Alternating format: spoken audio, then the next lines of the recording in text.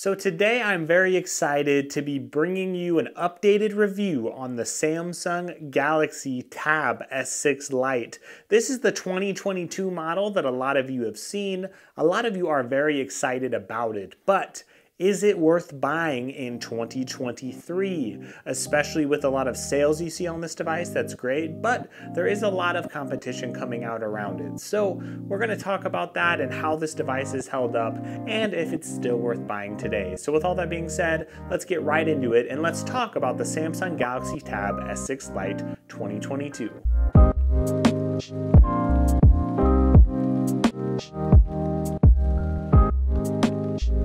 So this tablet, it's a very interesting tablet right here because, well, it's a smaller device. It's a tablet that we don't often see in the Android space or even iPads. We don't have a lot of smaller tablet options. This is about 10.4 inches, and most tablets out there are going to be a lot larger, at least 11 inches or bigger. So to see a smaller tablet like this, but also a tablet that comes with an S Pen, and to see it at such a good price, well, that is something that's worth considering, especially whenever you look at this device on sale. A lot of people have seen this device at $350, and honestly there wasn't a lot of fanfare when this device came out, the 2022 model, because it looks just like the 2020 model or whatever year it was. I don't even remember when the first model came out, but the point is there's not a lot of differences between this and the older Galaxy Tab S6 Lite, but things have changed over time.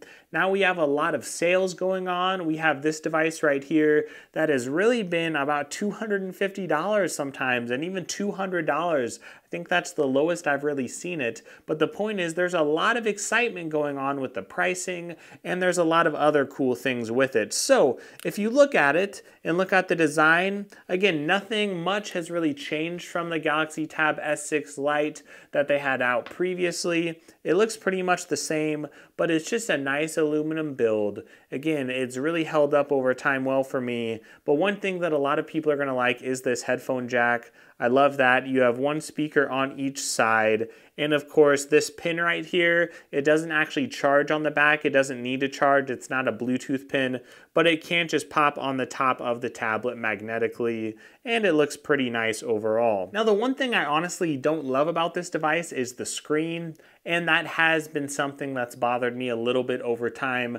Granted, I have came from higher end Galaxy tablets like the Tab S8 or the Tab S8 Plus, so your mileage may vary. If you're someone who's used to a Galaxy Tab A7, for example, or one of those cheaper Galaxy tablets, you may actually really like this screen.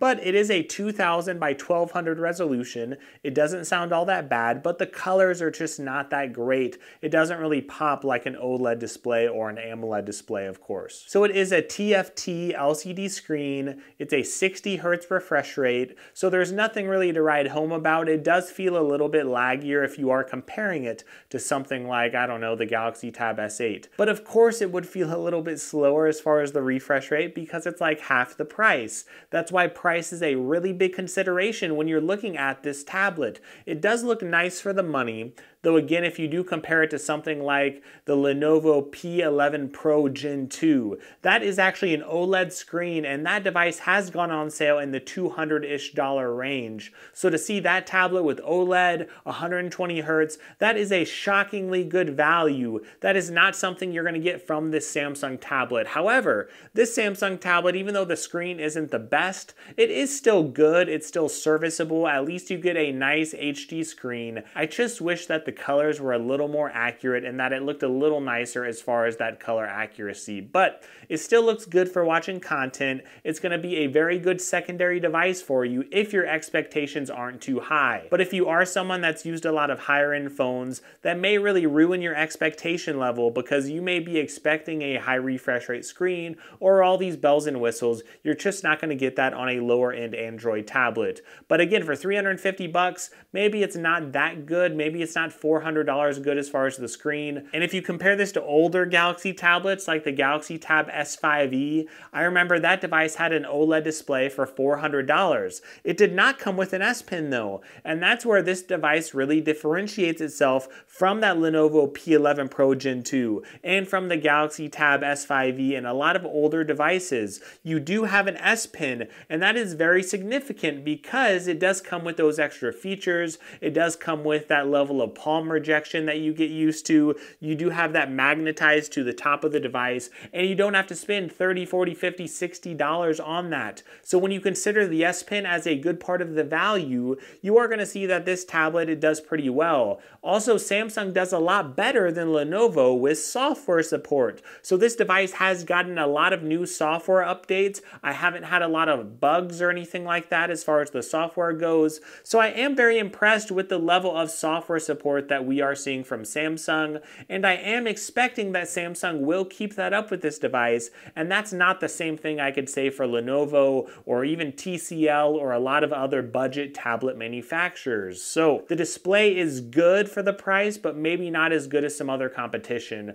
But the performance of this device is actually pretty good for the money. This does come with a Snapdragon 720G. I have heard some people report that they've gotten a different processor. I think some people said a 730 or a 732. It appears that they're really just putting out what they have at the time, but they are putting out a decent mid-level processor in this tablet, a processor that you weren't getting in the previous model of this tablet. So the performance is decent. It is actually decent for the money. Again, I just have to temper your expectations. If you're used to a high refresh rate screen, again, you are not going to get that here, but it does do a decent job with your basic tasks. Now, if you are gaming, you're going to have to, again, temper those expectations. It's going to be on the lower end of the gaming side. You will be able to play most games, but on low settings. But outside of that, I will say basic browsing, going to YouTube. If you're willing to wait an extra second or so for an app to open, you're not going to have a ton of hiccups,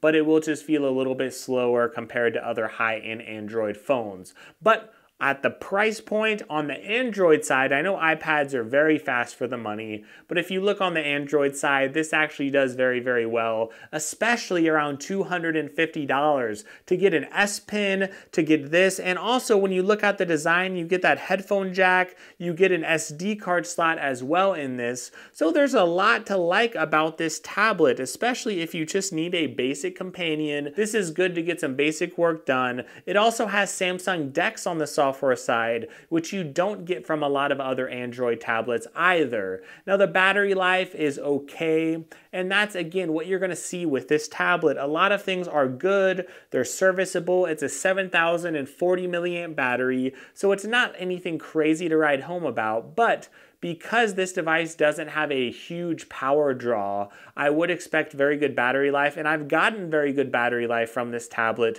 compared to some other tablets like the Tab S8, for example. Because you don't have that high refresh rate screen draining battery, again, that is going to help your battery life. But it's not the best in the world with the tablet, it's not the worst, it's just okay as far as battery life. So, what do I think about this tablet? Well, I am happy that they brought Samsung DeX to it. Even the older Galaxy Tab S6 Lite does have Samsung DeX. You cannot connect this to a monitor though. That's one thing. A lot of people were wondering if it has monitor support. So that is not something that this tablet has. Now there may be some back-end way to get it on there. I'm not saying there's not, but it doesn't normally or typically support it. So if you look at everything, it's a really good tablet for 250 bucks. I've really enjoyed this. I think it's definitely still a tablet worth recommending. I love the stylus support. I think that's one of the major selling points. I think if you look at everyone who would look at this tablet, this is a great tablet for those of you wanting a lower end tablet, but maybe you want a little bit of a jump up. So the Galaxy Tab A8, for example, it retails at like $230. And it's a really good tablet for that price, don't get me wrong. It's a decent Android tablet, but it's a little bit slow and you might want a little bit of a jump up in performance. It also doesn't come with an S Pen. So when you factor in that you could find this tablet here on sale, even if you found the A8 on sale, you found it for 180 bucks, for example, you find this for 250 on sale. For less than 80 extra bucks, you could get an S Pen, you could get 4 gigabytes of RAM in the base model, you also get a better processor, and overall it's just gonna be a better experience.